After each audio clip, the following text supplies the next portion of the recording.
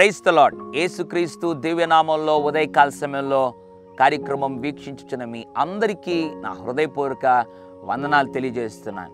ఎన్నో విషయాల నిమిత్తం దేవుని సన్నిధిలో ప్రార్థన చేశాను. ఎప్పుడు దేవుడు దయచేస్తాడు అని ఎదురు చూస్తున్నావు కాదు. దేవుడు నీ యొక్క స్థితిని గుర్తించి దేవుడు ఒక అద్భుతమైనటువంటి వాగ్దానం ద్వారా దేవుడు మనల్ని అందరినీ ఆశీర్వదించాలని కోరుతున్నాడు. మొదటి సమూయేలు గ్రంథం 1వ అధ్యాయం 17వ వచనం. ఇశ్రాయేలు దేవునితో నీవు చేసుకొనిన మనవిని ఆయన దయచేయునుగాక అని ఆమెతో చెప్పగా. ఎంత అద్భుతమైనటువంటి మాట అండి. ఏలి అనబడినటువంటి యాజకుడు దేవుని మందిరంలో బిడ్డల నిమిత్తం వెళ్ళి కన్నీరు కార్చినటువంటి హన్నాతో పలుకుతున్నాడు, ఇజ్రాయేలీలు దేవుని సన్నిధిలో చేసినటువంటి ఆ యొక్క మనవి ఆయన దయచేయునుగాక.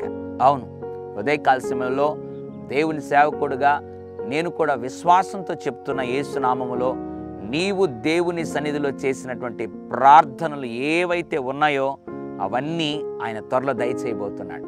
గర్భఫలం నిమిత్తం చేసావా, ఆయన దయచేయబోతున్నాడు. వివాహం జరగాలని చేసావా ప్రార్థన, ఆయన దయచేయబోతున్నాడు. ఇల్లు కట్టాలని చేసావా, ఆయన దయచేయబోతున్నాడు. పరిచర్లో గొప్పగా వాడబడాలని చేస్తున్నావా, దేవుడు వాడుకోబోతున్నాడు.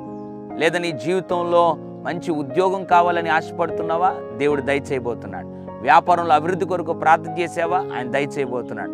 ఇశ్రాయేలు దేవునితో యేసయ్యతో నువ్వు చేసిన ప్రతి మనవిని ఆయన అతి త్వరలో దయచేయబోతున్నాడు. విశ్వాసంతో నమ్ము, ఆశీర్వాదాన్ని స్వతంత్రించుకో.